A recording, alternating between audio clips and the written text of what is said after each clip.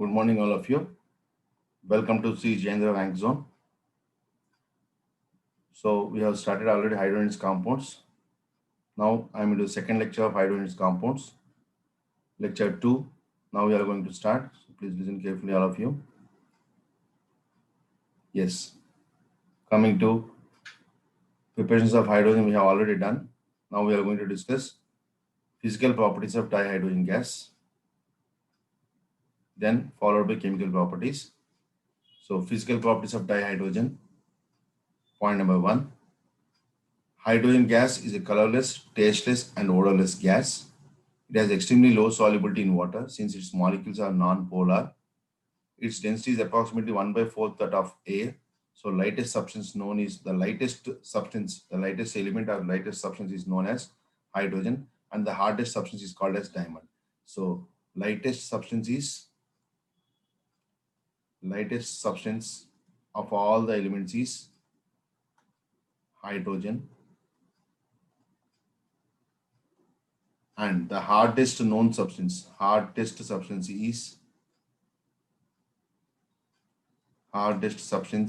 is diamond.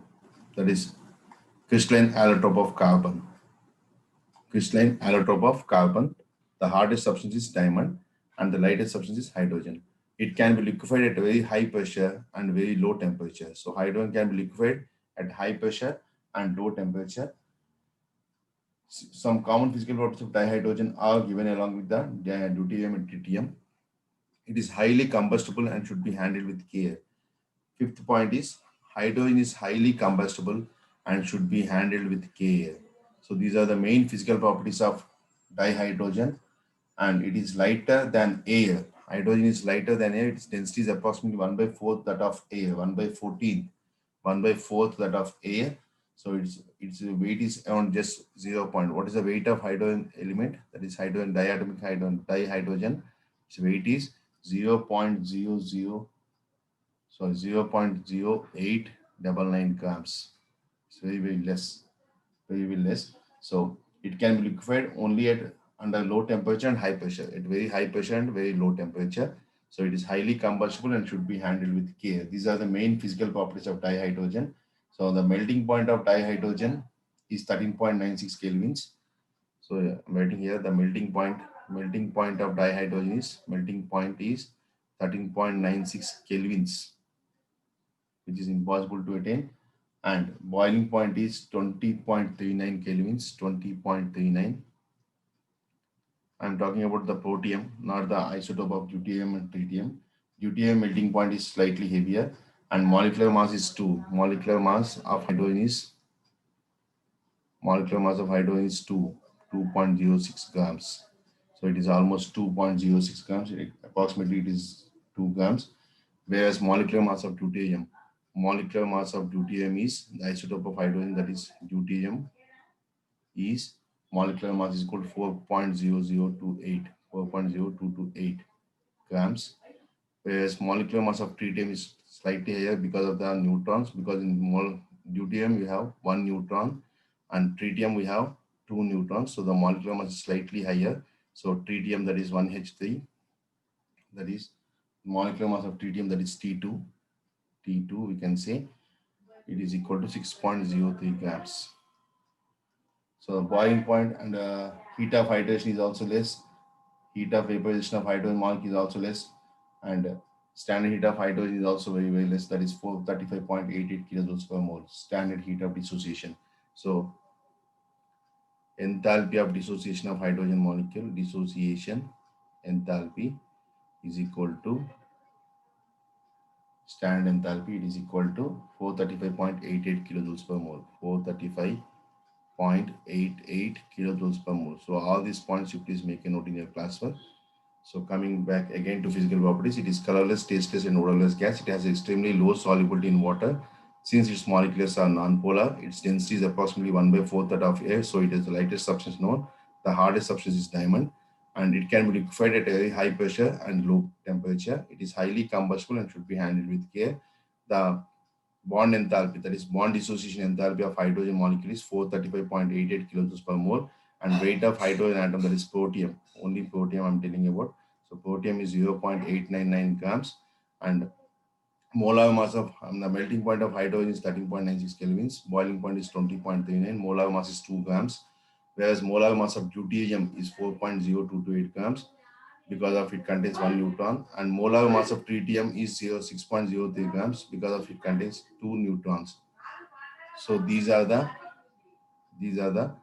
physical properties of dihydrogen. Next, going to chemical properties. Let us start now. So chemical properties, very, very important. All the chemical properties, since hydrogen is very light in nature, is highly reactive.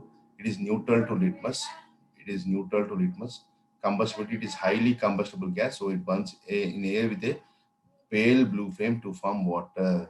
So when hydrogen burns in air, it forms water. So you can write the equation 2H2 plus O2 gives H2, 2H2O. So 2H2O, delta heat of formation is equal to, it is exothermic reaction since all the combustion reactions are exothermic. So delta heat of formation is equal to, delta heat of formation of water is equal to minus 485 kilojoules per mole, minus 485 kilojoules per mole. So these are the first chemical property, combustibility. Since hydrogen is very highly, it burns in air of dioxide with a pale blue flame forming water. In this process, large amount of heat is liberated. So hydrogen gas is highly combustible but a non-supporter of combustion. Very important. It is highly combustible, but hydrogen gas is non-supporter of combustion. Non-supporter of combustion. So please make a note, non-supporter of combustion. So this is the first chemical property of hydrogen gas. Hydrogen gas is highly combustible and it is non-supportive of combustion. It burns in air with a pale blue flame to form water. So the heat of formation of water is equal to minus 485 kilojoules per mole. So lot of energy is released during this reaction. So this is called combustion of hydrogen. So that is the first chemical property. Next, second one. Second one I'm writing here. Reaction with metals. So hydrogen combines with metals like sodium, calcium, lithium, etc. to form respective hydrates. In such reactions, it acquires the oxygen state of -1 and acts as an oxidizing agent. So hydrogen is an oxidizing agent on reaction with metals. So it forms the respective salt-like hydrates, ionic hydrates. These are ionic in nature. So these are ionic in nature. So example, with sodium, it forms sodium hydride. Sodium combines with hydrogen gas and forms sodium hydride with calcium. Calcium combines with hydrogen gas and forms calcium hydride. So all these are ionic in nature. So these are called ionic hydrates. We can call them as ionic hydrates. In all these hydrates, the oxygen state of hydrogen is -1 because these are more electropositive metals than hydrogen. So the oxygen state of hydrogen is -1. So in this case, hydrogen acts as oxidizing agent because it brings about oxidation. It brings about oxidation because calcium oxygen state is 0 and it is here, it is +2. So increase in oxidation number. So that's why it is oxidation. And sodium 0 and the sodium hydride, it is +1. So increase in oxygen state. So it is oxidizing agent. So hydrogen is acting as oxidizing agent on reaction with active metals. In case of metals like palladium, platinum, nickel, etc., hydrogen forms interstitial hydrates. Very, very important. So in case of metals like platinum, palladium, nickel, etc., hydrogen forms interstitial hydrates. That is formation of interstitial hydrates. We'll have the discussion in the coming sessions. So just it forms in which hydrogen atom occupies, since it is of small size, it occupies only the interstitial in the metallic crystals. So it occupies only the interstitial site in the metallic crystals. For example, if these are the metallic crystals like this, so hydrogen is occupying here. So like this, hydrogen is occupying. So hydrogen occupies interstitial sites and forms interstitial halides in which, so with what metals it forms interstitial halides? Platinum, palladium, nickel, etc. So hydrogen forms interstitial hydrides in which sorry, in which hydrogen atoms occupy the interstitial in the metallic crystals. This property is referred to as occlusion. Very, very important. Occlusion, adsorption of hydrogen gas. These occluded hydrogen can be liberated from the metals by strong heating. For example, here is the metallic surface. This is called metallic surface, which is made up of metallic surface, which is made up of platinum or palladium or nickel. So these are clean metallic surfaces. The hydrogen gas bubbles will Adsorb. This is called adsorption. So this is called hydrogen gas adsorbs on it. Hydrogen gas molecules adsorbs on the metallic surface. Adsorbs. Here the adsorption takes place. So the adsorption of hydrogen molecules on the clean metallic surface. The adsorption, here I'm writing this sentence, please note it down. The adsorption of hydrogen molecules, hydrogen gas molecules. Adsorption is prevailing on the outer surface only. The adsorption of hydrogen gas molecules on the platinum surface. Platinum surface is commonly called as occlusion. Is called occlusion. So adsorption means prevailing on the outer surface. So it is referred to as occlusion. This occluded hydrogen, this adsorbed hydrogen can be liberated from the metals by strong heating. If you heat this metal, the hydrogen gas molecules will escape away from the surface of the metal. So this is called reaction of hydrogen with metals like platinum, palladium, and nickel. They form interstitial hydrides and also occlusion. Occlusion. What is occlusion now? The adsorption of hydrogen gas molecules on the platinum surface is called as occlusion. Please make a note what is occlusion. The adsorption means prevailing on the outer surface. So the adsorption of hydrogen gas molecules on the platinum surface is called occlusion. So these are the metallic surfaces which can be occluded. So platinum or palladium or nickel, and they form interstitial hydrides at low temperature, and at high temperature they escape away from the surface of the metal. So please make a note. And this is about reaction of hydrogen with metals. So it reacts with metal like sodium, calcium, and lithium, etc. to form their respective hydrides. In such reactions, it acquires the negative oxygen state, that is -1, and acts as an oxidizing agent. Here I have written the equation example. Sodium combines with hydrogen directly and forms sodium hydride, that is metallic hydride, which is ionic in nature. And calcium combines with hydrogen and forms calcium hydride, which is also ionic in nature. And the oxygen state of calcium and sodium increases from left to right if you see 0 to +1 and 0 to -+2. So increase in oxygen state is called oxidation. So sodium undergoes oxidation on reaction with hydrogen and forms sodium hydride. Calcium undergoes oxidation on reaction with hydrogen and form calcium hydride. So that's why hydrogen is acting as oxidizing agent, because the oxidizing agent will bring about oxygen to others. The oxidizing agent will bring about oxidation to others and itself get reduced. So this is called property of dihydrogen with metals. Next continuation, reaction with metal oxides. So reaction with metal oxides, what happens when hydrogen combines with metal oxides? Hydrogen reduces such as iron and metal less active than iron. So on reaction with metal oxide, for example, Fe2O3 on reaction with hydrogen gas, it forms 2 moles of iron. So Fe3O4, Fe2O3 plus 3 moles of water. So this is the reaction. So it reduces such as iron and metal less active than copper also it can reduce. So it forms. So hydrogen reduces iron oxide to iron. Hydrogen reduces iron oxide to iron. Here the oxygen state of iron is +3 and it is becoming 0. So decrease in oxidation number, reduction. So iron oxide undergoes reduction on reaction with hydrogen. So here hydrogen acts as reducing agent. So hydrogen acts as reducing agent. So please make a note of this. Reaction with carbon monoxide. Dihydrogen reacts with carbon monoxide at 700 kelvins in the presence of catalyst called zinc or chromium oxide to produce methanol. Very, very important reaction. Dihydrogen combines with hydrogen, carbon monoxide, dihydrogen combines with carbon monoxide in the presence of catalysts such as zinc or chromium oxide and forms at 700 kelvins and forms CH3OH, that is called methanol. CH3OH. So it is nothing but 2 moles of hydrogen. So it forms methanol. Methanol is used as spirit. It is used as spirit. So please make a note. This is CH3OH. CH3OH. If H is not clear, I'll make it again, right? So please make a note. It is CH3OH. So this is called methanol. Reaction with unsaturated hydrocarbons. This is also very important. Hydrogen readily combines with unsaturated hydrocarbons. What are unsaturated hydrocarbons? The carbon atoms, hydrocarbons which contains double bond or triple bond. The hydrocarbons which contains double bond or triple bond are called as unsaturated hydrocarbons. So unsaturated hydrocarbons like ethene, which contains double bond, and ethane, which contains triple bond, reacts with dihydrogen to form saturated hydrocarbons. For example, here I'll write the equation CH2 double bond CH2. This is called ethene.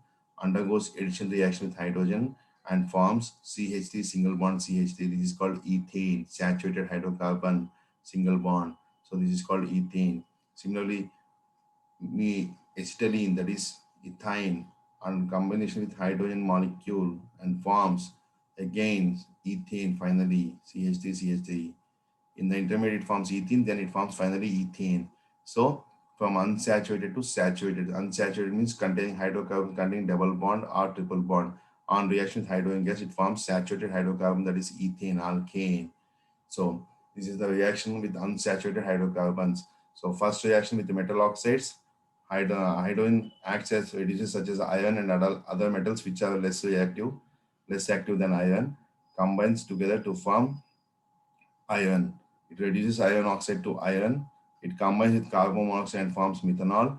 Hydrogen combines with unsaturated hydrocarbons and forms saturated hydrocarbons. Saturated hydrocarbon means which contains single covalent bond. Hydrocarbons with single covalent bond, they are called as saturated hydrocarbons. I hope it is clear. Next continuation. Next, hydrogenation of oils. Very important. This is also hydrogenation of oils. We can say ghee or vanaspati. When dihydrogen is passed to edible vegetable oil such as groundnut or cottonseed oil about 473 kelvins in the presence of finely divided nickel as catalyst, they undergo hardening and change into edible fats known as vanaspati ghee. The above process is known as hydrogenation or hardening of oils. Very important. So they form vanaspati ghee, hydrogenation of oils. So hydrogenation of oils, vegetable oil such as groundnut oil or cottonseed oil, vegetable oils plus hydrogen gas in the liquid form, vegetable oil in the liquid form plus hydrogen gas in the presence of nickel as a catalyst at a temperature of 473 kelvins. It forms vegetable fat, that is solid form, vegetable fat. Please make a note in your classwork. Vegetable fat is called as solid vanaspati ghee. So this is called hydrogenation or hardening of oils. Hydrogenation or hardening of oil is very same. What is hydrogenation of oil? When dihydrogen under pressure is passed through edible vegetable oils such as groundnut or cottonseed oil at 473 kelvins in the presence of finely divided nickel as catalyst, they undergo hardening and change into edible fats known as vanaspati ghee. This is very simple. Everything I have given clearly for you to understand. So this is called hydrogenation of oils. This process is known as hardening of oils, useful in the manufacture of dalda. You know dalda, vanaspati ghee, dalda. So it is useful in the formation of dalda. Next. So please make note of this. Very important reactions. Next. So these are the main reactions of hydrogen. What happens when hydrogen combines with non-metals? They form their respective with halogens. Dihydrogen reacts with many non-metals at high temperature. So before going to that, after that we have uses. So with non-metals, I'll take a new slide and I'll explain. So let us take this now. So here itself I'll write hydrogen combines with non-metals such as nitrogen and forms ammonia. This process is called as Haber's process. The presence of iron as a catalyst and molybdenum as a motor. So 3 moles of hydrogen combines with 1 moles of nitrogen and forms 2 moles of ammonia. This is called Haber's process. This is the combination of hydrogen with non-metals, such as nitrogen, oxygen, sulfur, etc. And with halogens, hydrogen combines directly with halogens and forms H2 plus Cl2 gives H2HCl in the presence of sunlight. So it forms acid, that is hydrogen chloride. With fluorine, hydrogen combines with fluorine in the presence of dark. In dark, it forms hydrogen fluoride 2HF. So please make a note of all these reactions. These are nothing but reaction of dihydrogen with non-metals. Reaction of dihydrogen with non-metals.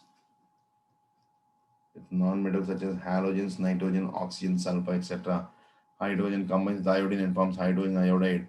Hydrogen combines with bromine and forms hydrogen bromide at very high temperature. And with the reaction of hydrogen, hydrogen combines with iodine in the presence of platinum as a catalyst at a temperature of 670 kelvins. It forms hydrogen iodide. This reaction is not so easy. It will take more time. With nitrogen, it forms ammonia. With carbon, it forms methane. Hydrogen combines with carbon and forms methane gas. Methane gas is used as fuel. So hydrogen combines with sulfur and forms hydrogen sulfide. It forms what? Hydrogen sulfide. With sulfur, selenium, tellurium, hydrogen forms respective hydrides. These hydrides are these hydrates are covalent in nature. All these hydrates are covalent hydrates. They are called as covalent hydrates because they are form covalent bond. With metals, it forms metallic hydrates, that is ionic hydrates, and with non-metal, it forms covalent hydrates. So please make a note of this. So reaction of dihydrogen with non-metals. Here we are not given as PPT. So these reactions already we have discussed. So carbon with the hydrogen combines with non-metals like carbon and forms methane. Hydrogen combines with sulfur and forms sulfur, hydrogen sulfide. Hydrogen combines with nitrogen in the presence of iron and molybdenum as catalyst. It forms ammonia. This is also called as Haber's process. Hydrogen combines with halogens and forms their respective hydrogen halides like HCl, HF, and HI. And all these compounds of hydrogen are called as covalent hydrides. So hydrogen on reaction with nonmetals, they form covalent hydrides, whereas hydrogen on reaction with metals, they form ionic hydrides. Next continuation. Now we'll go for these are the main reactions of hydrogen. So hydrogen and one more important reaction I'll add for this. So this reaction is also very important. Hydrogen on reaction with aldehydes. Aldehydes means RCH2, CH2, CH4. This is called aldehyde. R is called alkyl group. So when you complete organic chemistry, you'll understand this reaction. So aldehydes on reaction with hydrogen in the presence of nickel as a catalyst, it forms alcohols. So RCH2, CH2,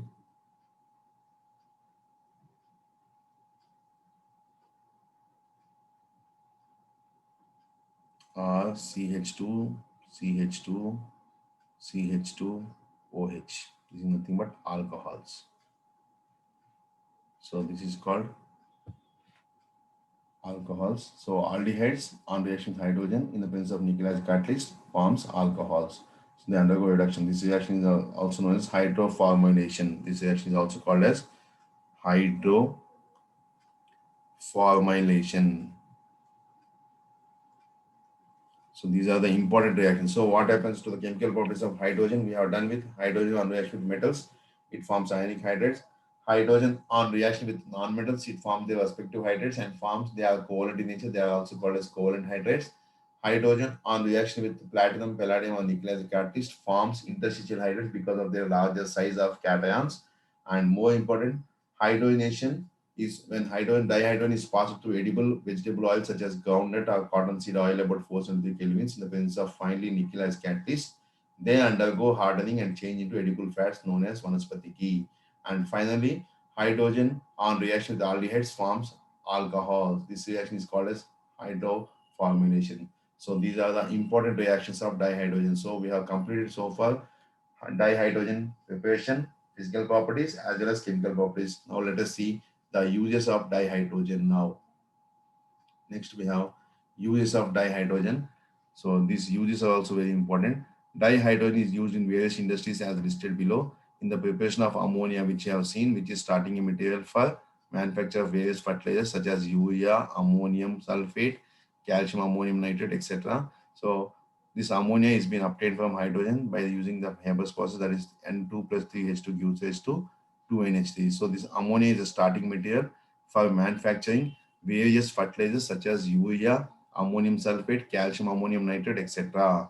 So that is the first use of hydrogen. Second, in the hydrogenation of vegetable oils, this already we know. Next, in the manufacturing of synthetic petrol. Nowadays, this is developing so much. So synthetic petrol, which is of low cost and high mileage.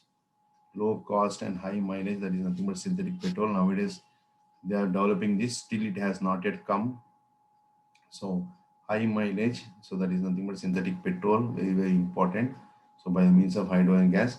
In the oxy-hydrogen torch, this is the flame which is used for welding if the temperature is around 2005 degrees C is desired. So for joining of metals, that is called welding, we'll use a torch that is called oxy-hydrogen torch. It consisting of oxygen flame and hydrogen flame, and it's around 2500 degrees C for joining metals.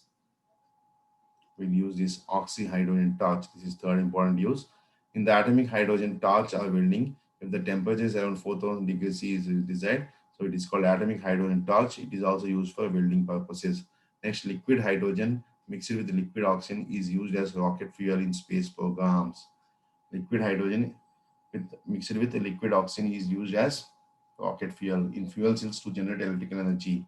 Now, even hydrogen is also used in fuels in constructing fuel cells. Hydrogen is also used in fuel cells for producing energy. Fuel cells. These are the important uses of hydrogen. It is also used in the manufacture of metallic hydride. So all the important uses of hydrogen we have discussed. So let us move to the next topic.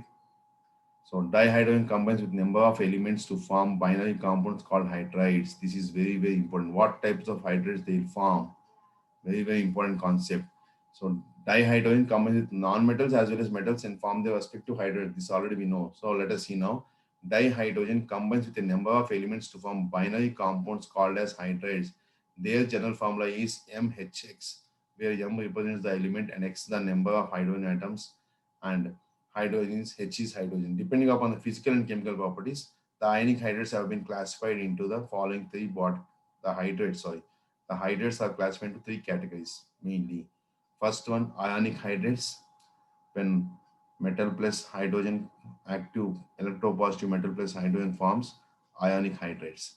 And metallic or interstitial hydrates, when hydrogen combines with platinum or palladium or nickel, they form interstitial hydrides. And the molecules of covalent hydrides, when hydrogen combines with non-metals plus hydrogen forms covalent hydrides.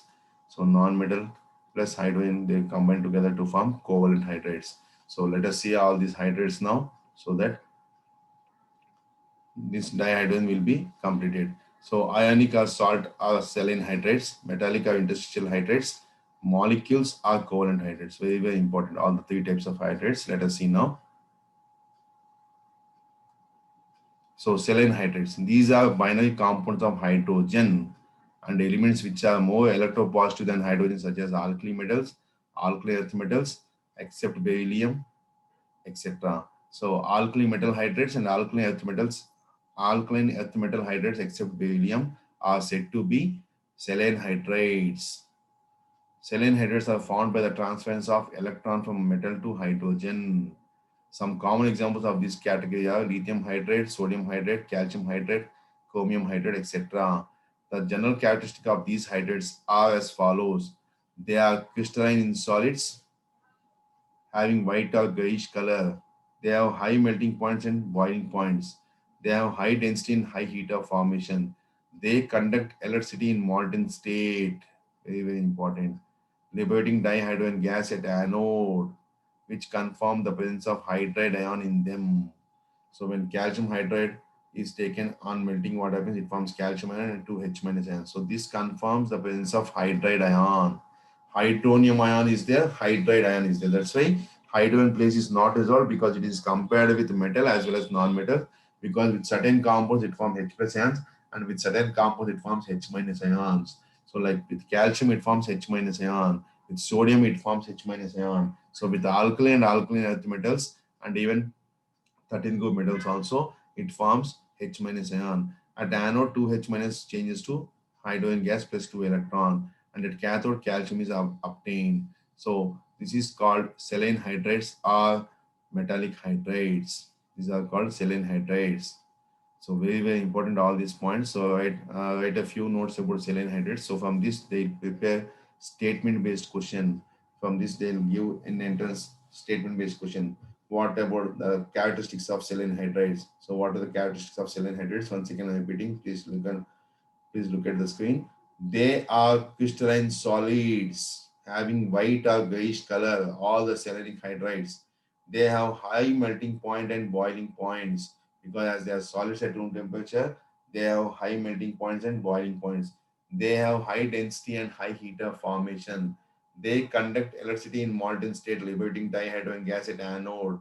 This fourth point is very, very important. Definitely, they will frame a question: which of the following statement is true regarding selenium hydrides? So they conduct electricity in molten state, liberating dihydrogen gas at anode, which confirms the presence of hydride ion in them. So example, calcium hydride, molten calcium hydride on electrolysis, if you take calcium ions is formed at cathode and H minus ions is formed at anode. This H minus ions will go to anode and gains two electrons and forms, and at anode they are gaining electrons. So they are losing electrons and forms hydrogen gas, and at cathode they gain electrons. Calcium ions gains electrons and forms calcium. So this is called reduction. Always at cathode reduction takes place. Reduction means what? Gaining of electrons, gaining of electrons, gaining of electrons. And here it, anode always oxidation takes place, that is losing of electrons, losing of electrons. So all these points are very important, especially the fourth point is very, very important. It's very vital. So what is this fourth point? They conduct electricity in molten state, liberating dihydrogen gas at anode, which confirms the presence of hydride ion in them. So this fourth point is very, very important. And crystalline solids having white or grayish color, first point is very important, based on selenium hydrides. Next continuation, second type of hydrates, let us see now. So they react, these selenium hydrides vigorously combines with water and other protonic solvents such as ethanol and ammonia to liberate dihydrogen gas. So the saline hydrates combines with water and forms hydrogen gas. Lithium hydride combines with water and forms hydrogen gas. Lithium hydride, sorry, this is combines with methanol forms and lithium carbonate, LiOCH3 plus hydrogen gas. So NaNH2 with ammonia it forms NaNH2. This is called hydrazine. NaNH2 is called what? Sodium anhydride. Sodium amide, also called as sodium amine, NaNH2 plus hydrogen gas, calcium hydroxide, calcium hydrate on reaction with water, it forms calcium hydroxide plus hydrogen gas. So all the selenic hydrates combine readily with water and liberate hydrogen gas. So this fifth reaction is very, very important. So they are combined readily with water, ammonia, ethanol, and forms hydrogen gas. This is very, very important. Please make a note of it. Next continuation.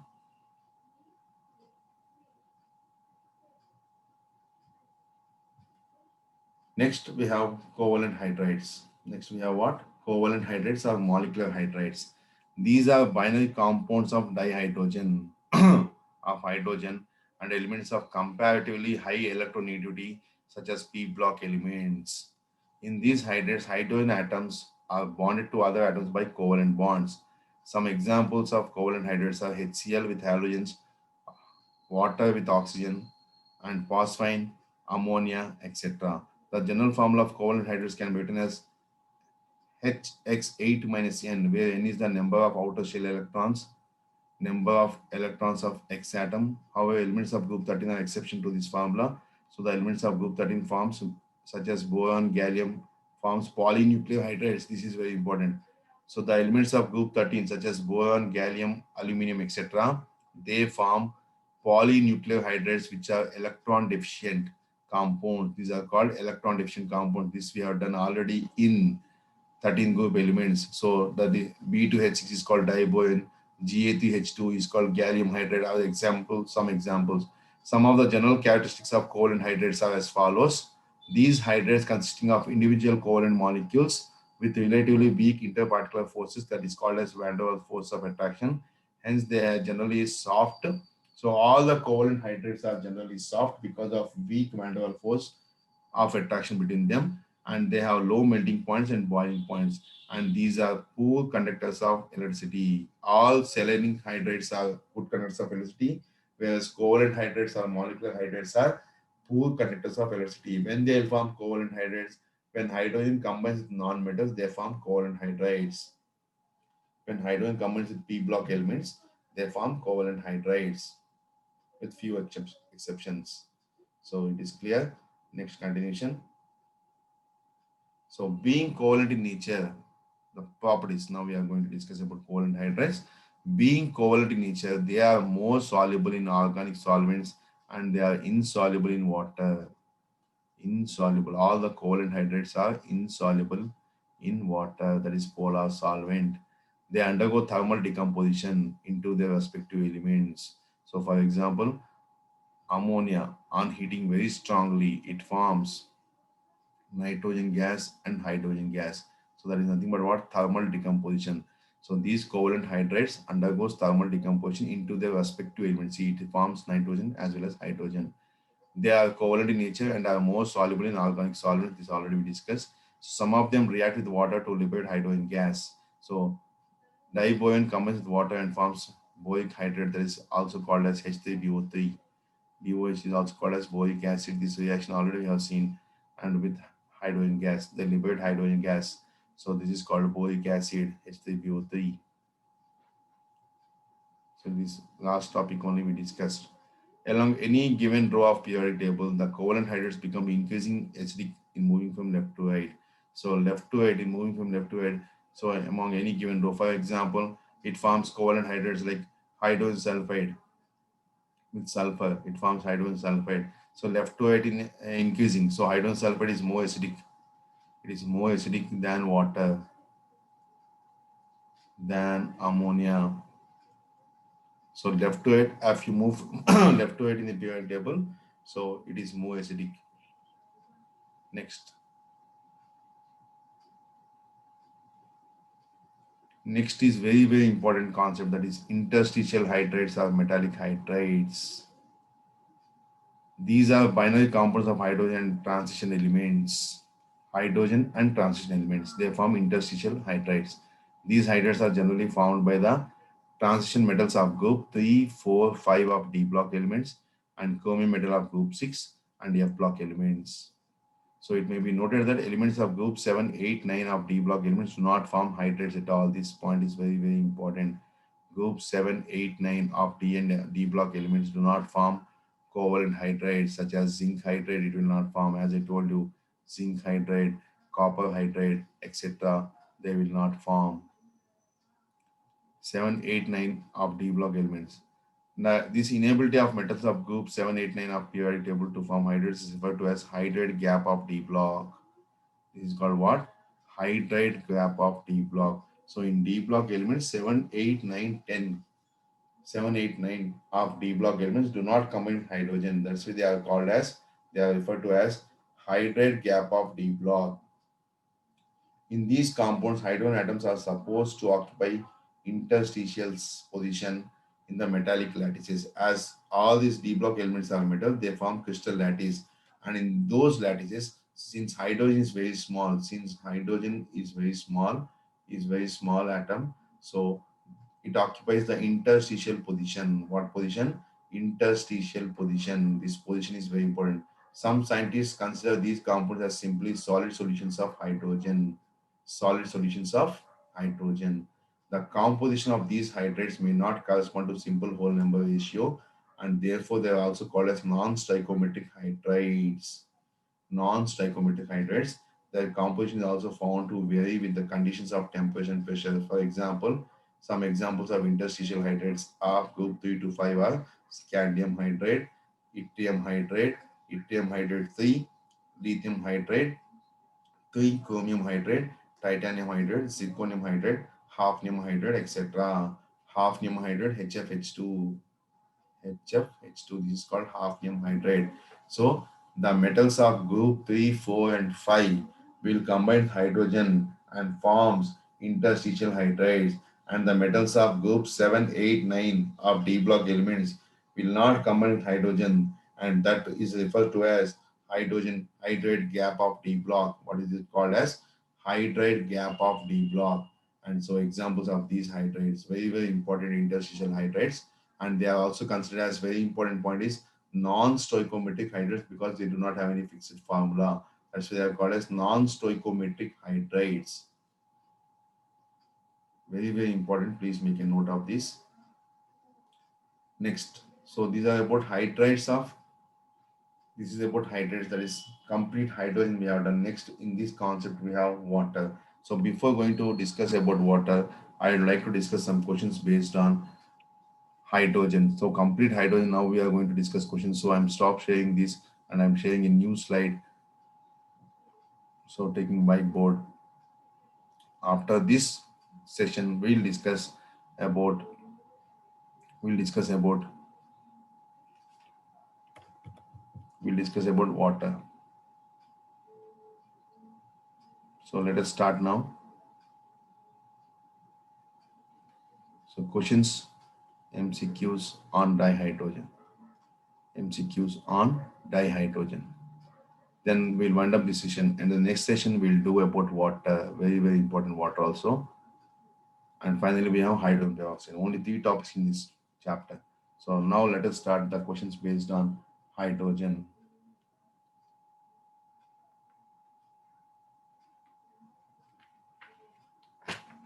So MCQs based on hydrogen. Let us start now. I'm writing it on the board.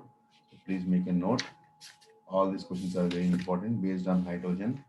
So now we are going to discuss MCQs based on hydrogen. Only hydrogen. Which of the following processes? Question number 1. Which of the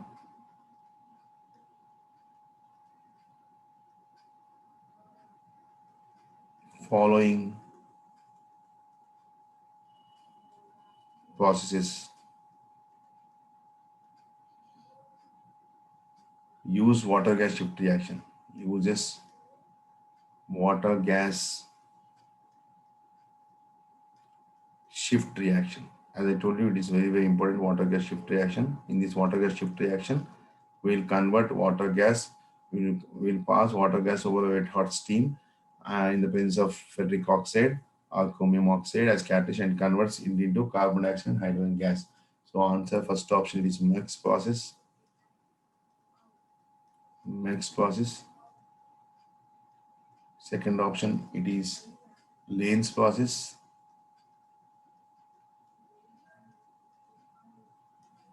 Third option, it is permitted process, that is Gauss permitted process. And fourth option, it is Bosch process. So, so in the preparation of hydrogen gas from water gas shift reaction, so which are the following processes used water gas shift reaction? So we have Mech's process, permitted process, Lane's process, and Bosch process. So already we know the answer. It is nothing but Bosch process. So answer is Bosch process. So solution for this, in this process, what happens? Water gas, that is carbon monoxide plus hydrogen, is called as water gas, is combined with water, that is steam, in the presence of Fe2O3 or Cr2O3. So straight away you can say it is FeCrO4 and forms carbon dioxide plus dihydrogen gas. So this is the preparation of dihydrogen. So it converts water gas, that is syngas, into carbon dioxide and water, carbon dioxide and hydrogen gas. So this is called Bosch process. Very, very important. Next, question number 2. Question number 2, MCQ based on hydrogen.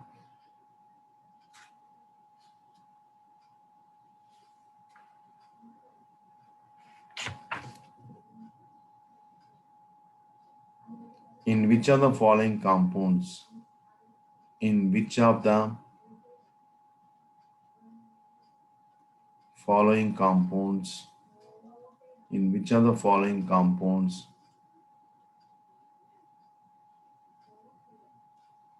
hydrogen exhibits, in which of the following compounds hydrogen exhibits negative oxidation state, negative oxidation state?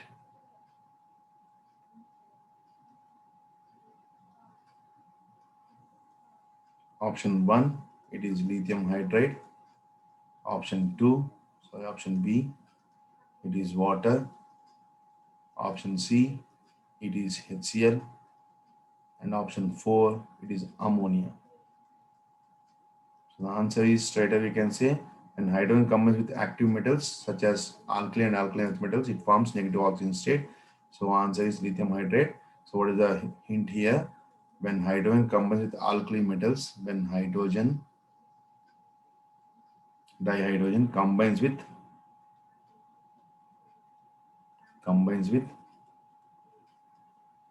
alkali and alkaline earth metals,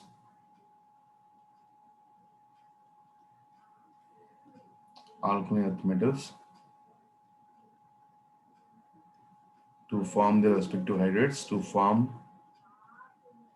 selenium hydrates. It is called selenium hydrates. We already know it exhibits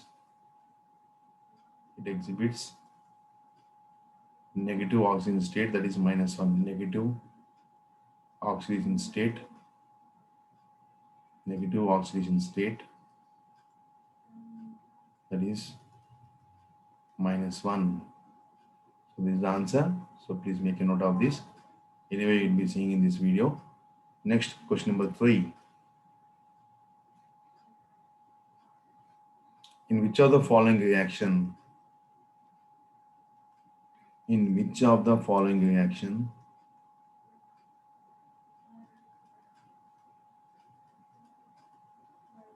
in which of the following reaction dihydrogen acts as an oxidizing agent? Dihydrogen acts as an oxidizing agent. This question is very, very important.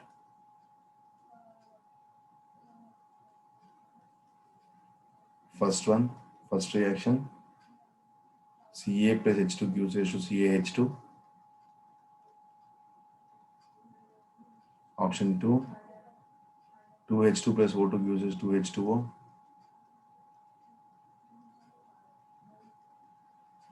Option 3, H2 plus F2 gives us to 2HF. And option 4, CuO plus H2 gives rise to Cu plus H2O. So these are the 4 equations they have given. In which are the following equation dihydrogen acts as an oxidizing agent? So for this, the main hint is solution I'm writing here. An oxidizing agent an oxidizing agent brings oxidation to others brings oxidation to others and itself undergoes reduction.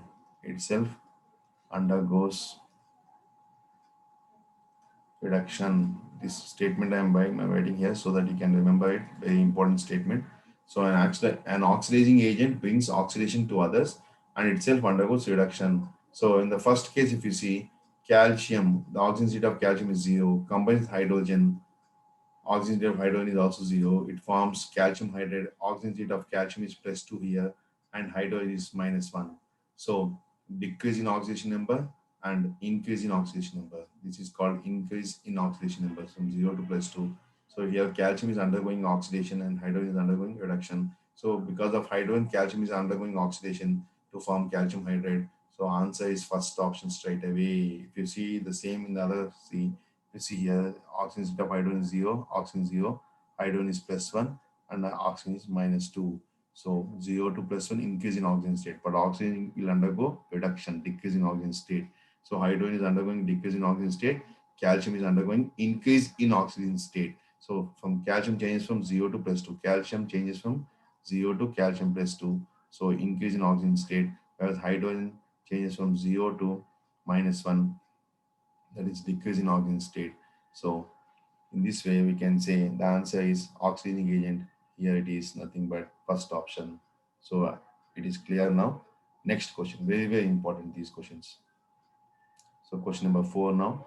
So these are the questions which we are going to get in the public examination. That is, sorry, not public, that is entrance examination from hydrogen. Next question.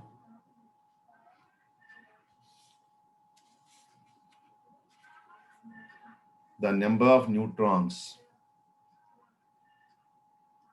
the number of neutrons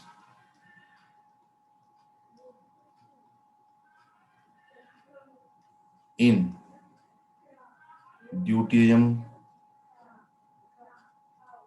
comma, protium and tritium respectively are.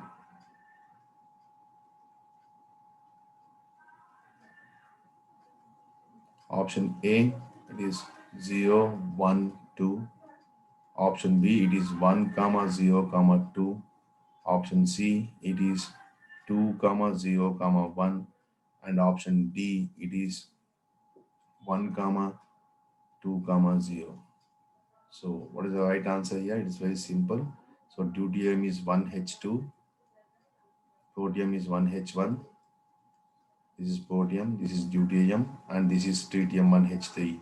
So this contains 2 neutrons, this is tritium, it contains 2 neutrons, it contains 1 neutron, and it contains 0, but the order is deuterium, protium, and tritium. So answer is 102.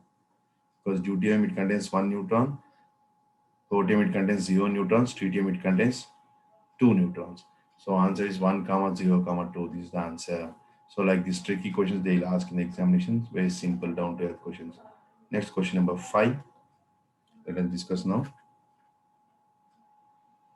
Which oxide, this is very, very important. Which oxide cannot be reduced by hydrogen, cannot be reduced by hydrogen gas?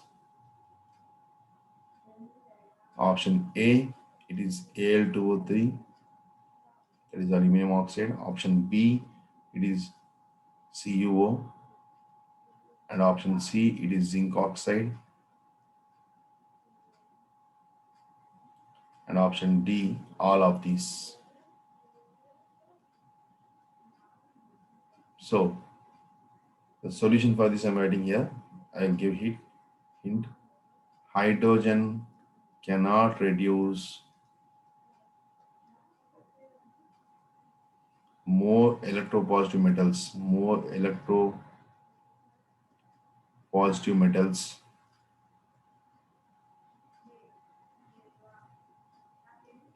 such as sodium, magnesium, calcium, aluminum, etc. So it can reduce copper, and zinc, it can reduce copper and zinc. So the answer is first option straight away. It cannot reduce more electropositive metals such as sodium, magnesium, calcium, aluminum, etc. But it can reduce copper and zinc. So answer is first option. Very, very important question. It is very simple question, but lot of meaning is there in this. So that's why that is based on electrochemical series, which you'll be knowing in 12th class. So this is question number 5. Next question number 6.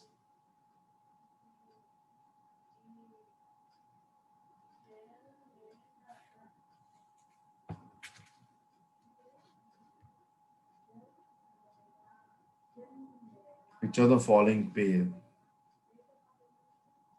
Which of the, this is also very, very important question. Which of the following pair, which of the following pair of substances,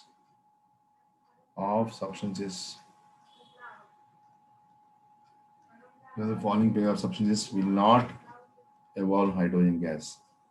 Will not evolve hydrogen gas. Option A, it is iron plus H2SO4 aqueous. Option B, copper and HCl, Cu plus HCl. Option C, sodium and ethanol, sodium and C2H5OH combination. And option D, iron and steam, Fe plus H2O. So these are the four options they have given. So which of the following pair of substances will not evolve hydrogen gas? So answer for this is option C. Option C, because sodium plus ethanol will not form hydrogen peroxide, hydrogen gas, whereas FeH2SO4, Cu plus HCl gives H2, Fe plus H2O gives also H2, but sodium plus ethanol will not produce hydrogen gas. Very, very important. Next question number 7.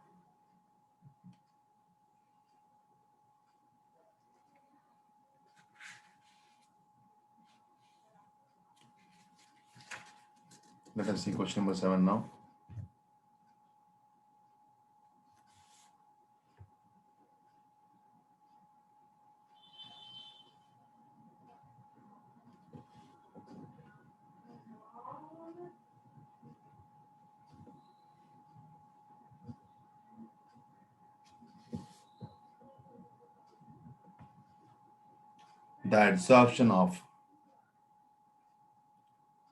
The adsorption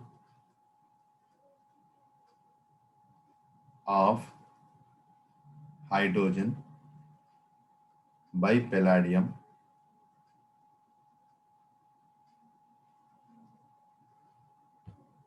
is commonly known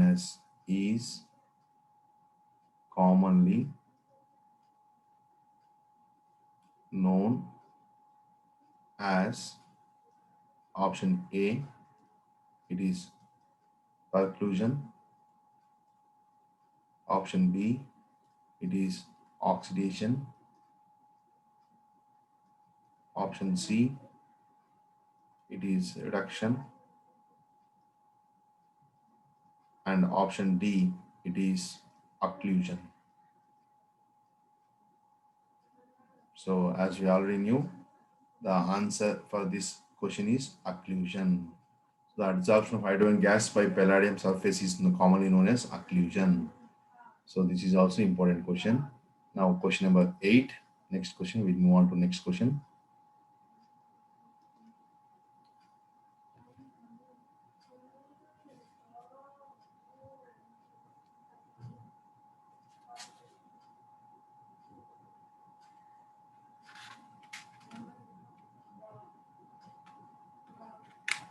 Next question.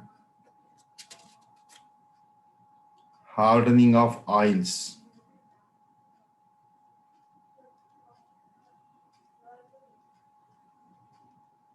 Hardening of oils by hydrogen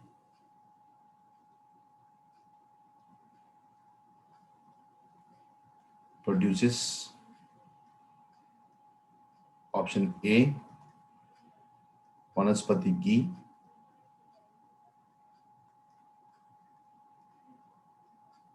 Option B,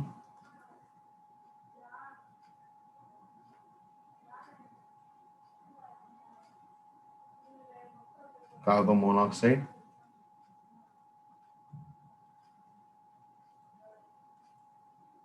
Option C, carbon dioxide. And option D, none of these. So answer, the hardening of oils is nothing but hydrogenation of oils. So hydrogenation of oils means oil becomes very hard by the addition of hydrogen gas. So hydrogenation of oils is also, it will produce what? It will produce vanaspati ghee. Very, very important. So this is nothing but vanaspati ghee. So these are the important questions. Among next question number 9. among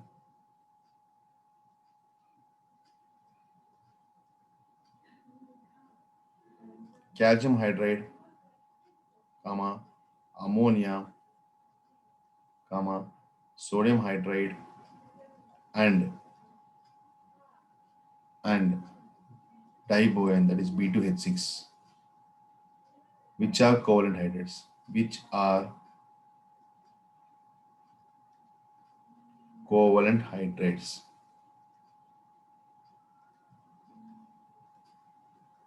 So which are covalent hydrates, we already know. So option A, that is calcium hydride and sodium hydride. Option B, sodium hydride and ammonia. Option C, it is diboane and ammonia. Option D, it is calcium hydride and diboane. So answer, so when hydrogen combines with non-metals, it forms covalent hydrates.